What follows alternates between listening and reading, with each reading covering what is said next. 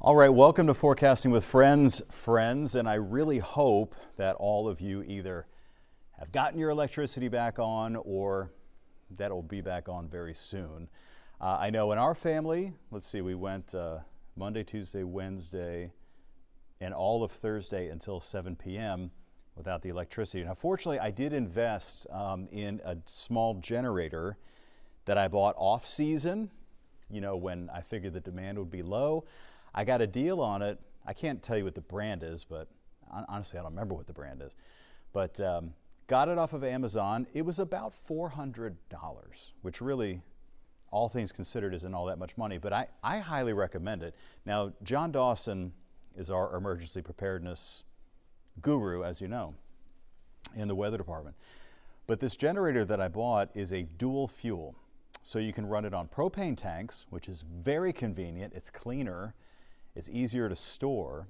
Or you can run it on gasoline. But I'll tell you what I learned through this whole process is that propane produces less energy than burning gasoline does, which most of the time is okay. If all you wanted to do is run the refrigerator, keep the lights and maybe some box fans or something like that on, the propane is perfectly fine. But when I tried to, we have an upstairs and a downstairs air conditioning unit. The upstairs one is much smaller. And so I tried to turn on the downstairs one, that it wasn't having that. But I thought that I could really do the upstairs one. Couldn't do it unless I was running the generator on gasoline. So you might want to consider that. I know that there are some models too that they call tri-fuel, where you can run it on propane, gasoline, or the natural gas hookup to your home if you have one. So that's something to think about. Now, I don't know if you should go out and buy a generator right now today unless you desperately need one, but I imagine the prices are going to be higher than they ordinarily would be. I was at Lowe's yesterday, and they did have a bunch of generators. I would say at least a dozen that were all ready to go, you know, ready to buy up. I think they were like 6,000 watt generators, which is a really nice size. Should be able to run just about everything in your home. I don't remember the price. I mean, it wasn't inexpensive, obviously. I think they were at least probably about $5.99 or something like that. But it might be something to think about. From my experience, it's a commitment. You know, you've got, like, I've got to, after this whole mess from Beryl passes, you've got to go in, you've got to clean it out. I'm going to have to honestly watch a YouTube video of how to do it, because I think you've got to turn off the fuel supply and let it run itself out. Then you've got to decide if you're going to keep that gas in the tank, because it's not like you could just turn the whole thing over and empty the gas out, right? So some people say that you could run it until the tank is empty, which sounds wasteful, but it's one way to do it. The other way to do it is you turn off the gasoline source, you let the engine burn what's left in there, let it shut itself off, and then you have to put a stabilizer in the tank to make sure the gas doesn't go bad. So it is a little bit of a process to own a generator, but there are certainly times that it pays off. Okay, well, I want to share some weather graphics with you because we do have a little bit of a phenomenon happening out there today. In addition to some of the rain that we've had on the radar, we do have some smoke in the sky. So here's a look across the Southwest Freeway. Now, it's not very obvious what we're seeing here. I mean, it really just looks like a mostly cloudy day, but there is some haze in the sky. And so I did some investigation on this. By the way, 86 degrees, no wind. And that's one of the reasons why we have this haze across the area. There's just no wind. Also, by the way, the heat index is 97. So this is a view from downtown Houston. This is our perch atop the Wells Fargo building. And it is looking, let's see, I think I have this set to look off toward the north. And obviously, looks kind of hazy, doesn't it? So I checked with our smoke tracker map. Well, let me skip past this because I already showed you those numbers. I checked with the NOAA website that tracks smoke, and I have this here for you.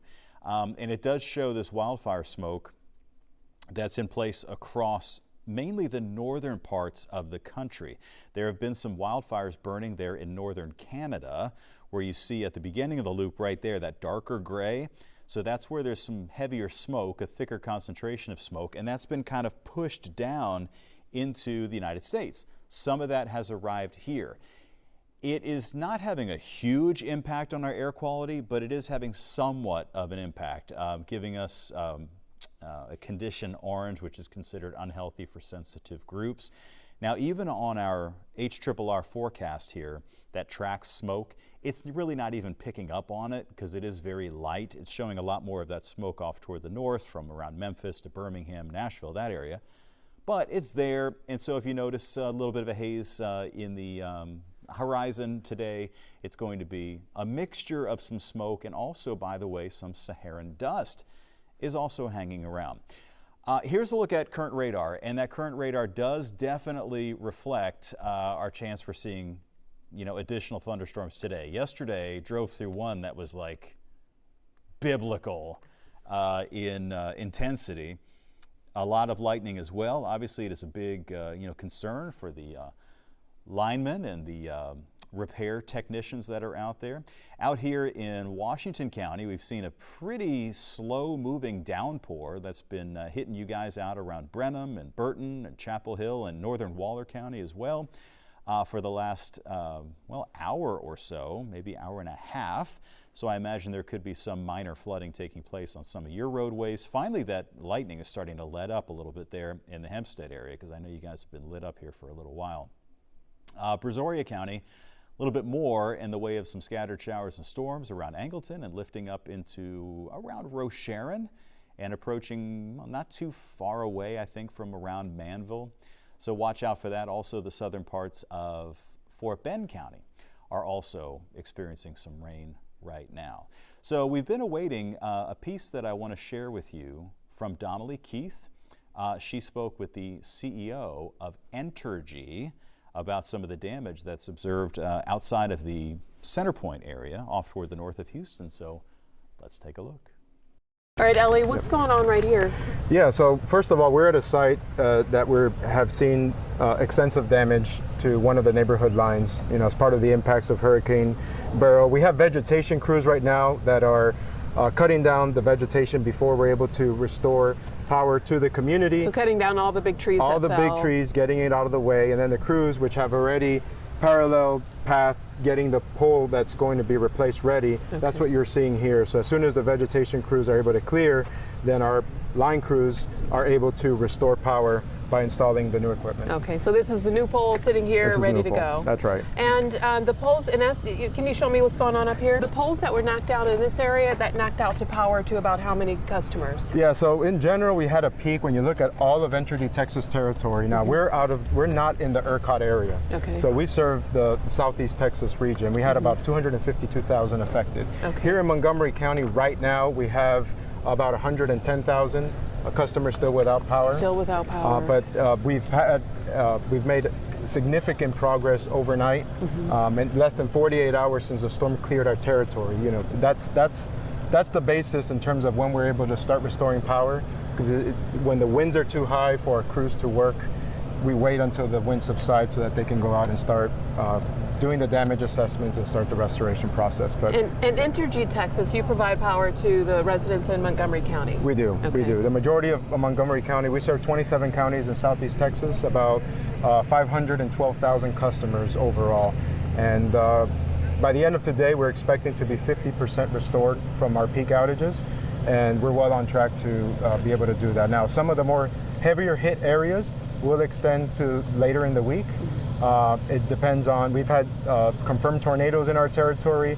It could be accessibility issues. Some homes may have extensive damage that even with power being restored, they're not able to take power because they have to work with an electrician. So there's many reasons and exceptions that could take place, but the majority of customers should be restored between today and tomorrow, and we should be essentially restored by the end of the week in the hardest hit areas. Okay, so the hardest hit areas, they may not be restored until Fridays, or you think it'll go into the weekend, or?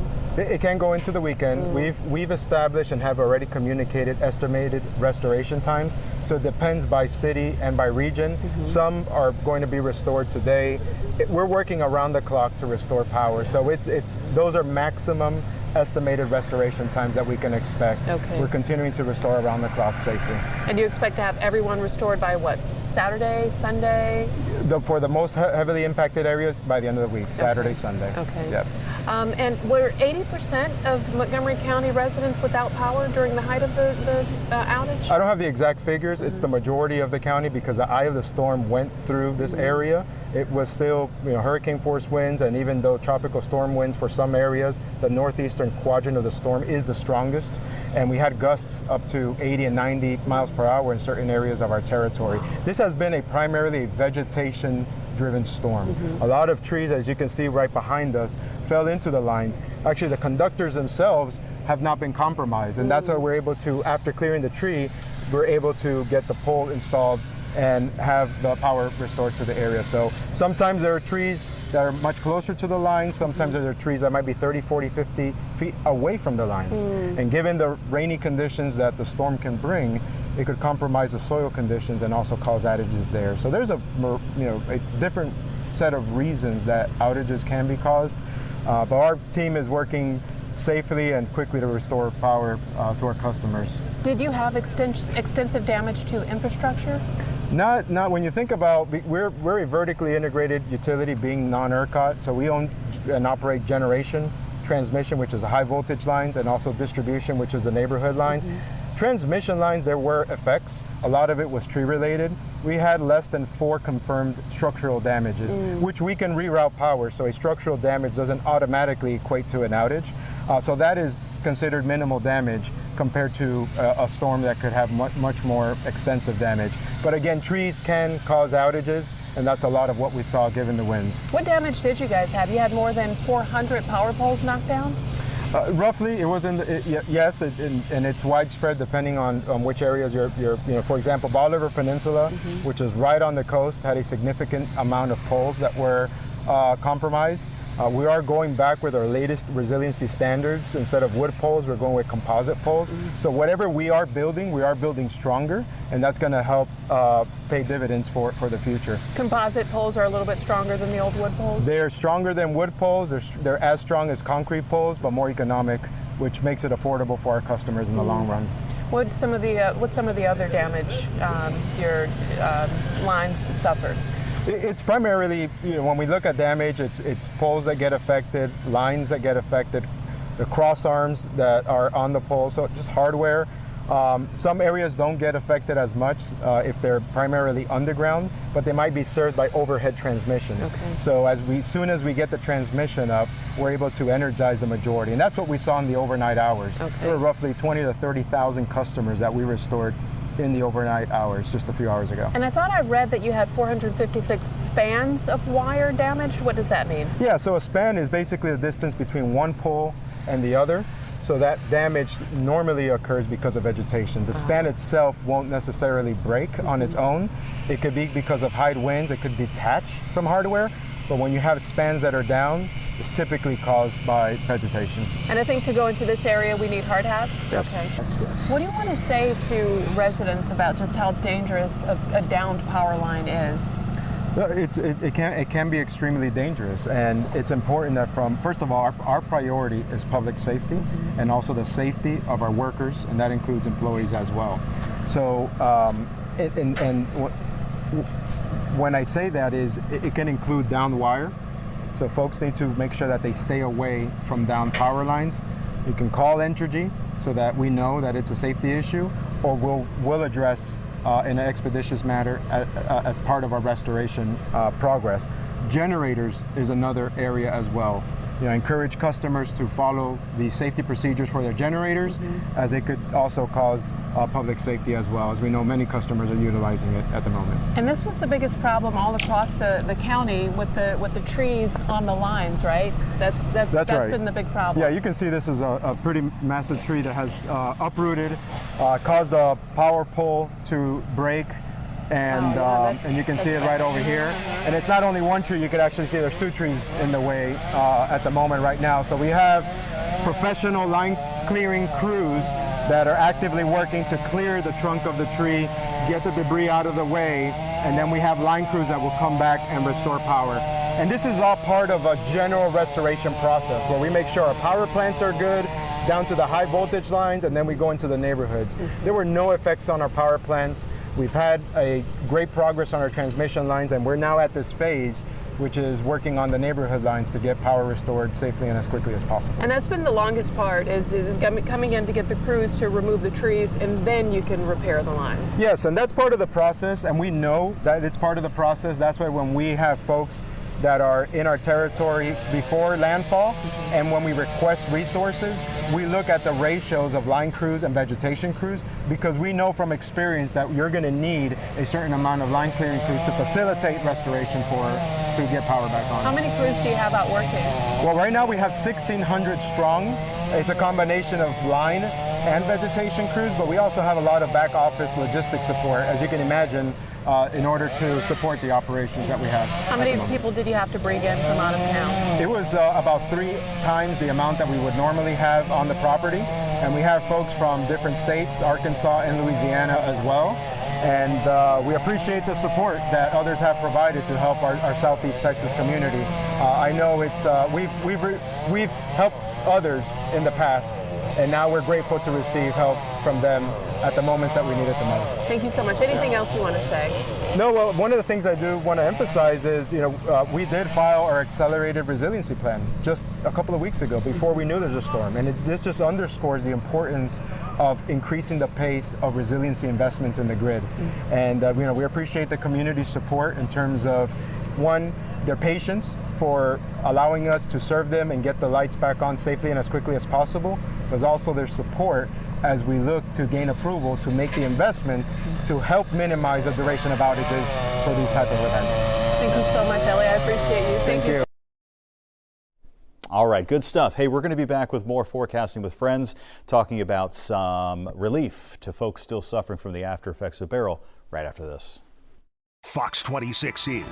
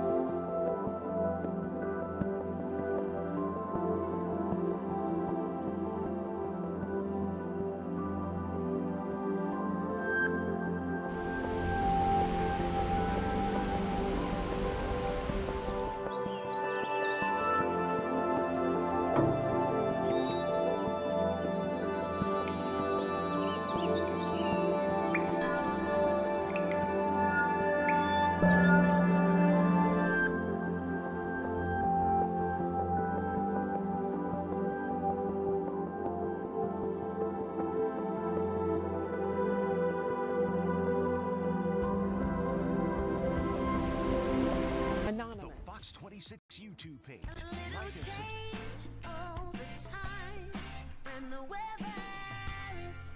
All right, welcome back. Nearly 20 libraries across the Houston area are going to operate as cooling charging and free entertainment center is very much needed right now. Some of the locations are located, for example, at Blue Ridge Library on West Fuquay, Bracewell Library on Kings Point, Kendall Library on Eldridge, and Alief Regional Library, which is located inside the Alief Community Center on Bel Air. The African American History Research Center will also be open. You could find a full list of these locations on our website at fox26houston.com. All of them will be open until 6 p.m. today and tomorrow. Now, down in Fort Bend County, several libraries will be open today and tomorrow as cooling centers. So we're talking about the Albert George branch in Needville, the First Colony branch, the George Memorial Library in Richmond, the Mamie George branch in Stafford, and the Mission Bend branch, along with the University branch in Sugar Land. So all of those are going to be open until 5. The Houston Housing Authority is holding a community resources drive today. The HHA is teaming up with the Houston Food Bank to give out food, water, snacks, produce, and cleaning supplies. The event runs from 2 to 4 this afternoon at Houston Authority's main office, that is on Fountain View Drive. And if you're in need of a hot meal, Tyson Foods Meals, it's called Meals That Matter, disaster relief team will be in town. Tomorrow the volunteers will be serving up meals in Southeast Houston. You can get hot meals, ice, and water during the event. It's happening at the Walmart on Wayside near Lawndale from 11 to 5 tomorrow. Finally, pet supplies. The Houston Humane Society will be giving free pet supplies today. This is happening at Houston Community College's Felix Fraga campus. That's on Drennan Street on the east end. The event started at 10 a.m. and it was first come, first serve, but I bet you they still have some supplies there. All right, don't go away. Coming up after the break, we'll talk more about our local weather today, and I will tell you if there's anything else brewing out there in the tropics that we need to worry about. Fox 26 is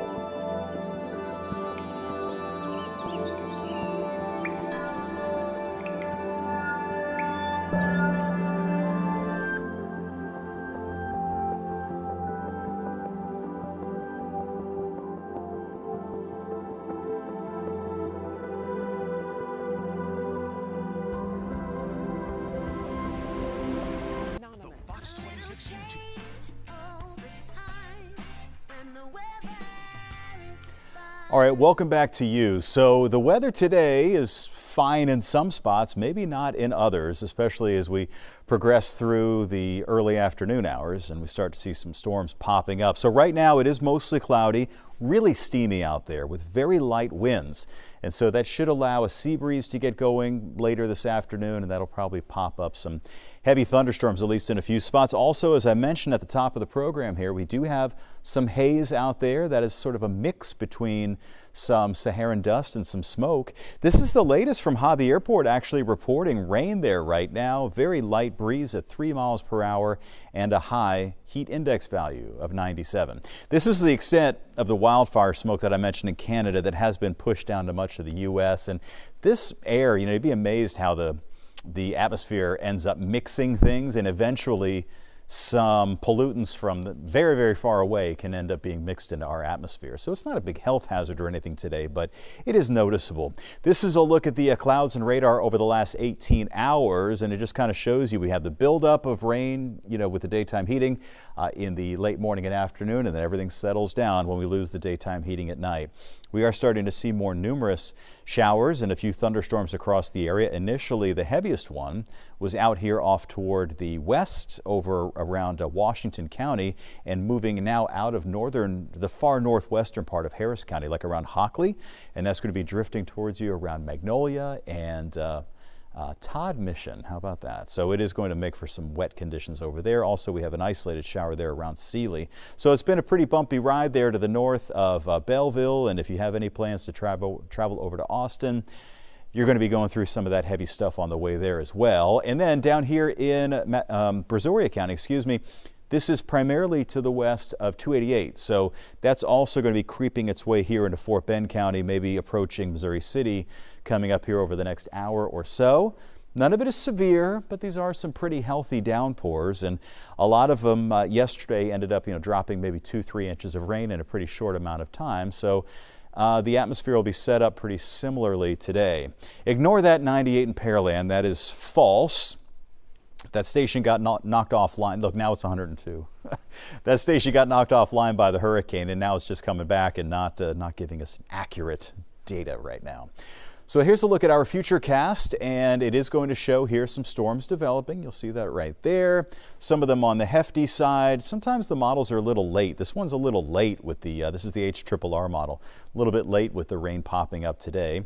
We also do have a heat advisory, and this is kind of strange because ordinarily we wouldn't have a heat advisory on days when we're going to have highs in the 80s. But the thing is, there are some spots that are not going to get the rain until late today, and so the heat index could spike, maybe above 100 before that rain moves into some of these locations. And so just be aware of that and practice heat safety to avoid alcohol. Try to drink either water or beverages that have electrolytes, like the fruit punch flavor or something. That's pretty good of the electrolytes. And wear lightweight, loose fitting clothing. So here's our outlook for today. Scattered downpours, same thing tomorrow, the start of your weekend, and then taking us into Sunday, about a 30% rain chance. That'll be followed by some hotter air on the way for next week. All right, we have Fox 26 News at noon with me and with Delon Dillard. That'll be coming up in about 30 minutes. So I hope you'll stick with us, and I'll see you then.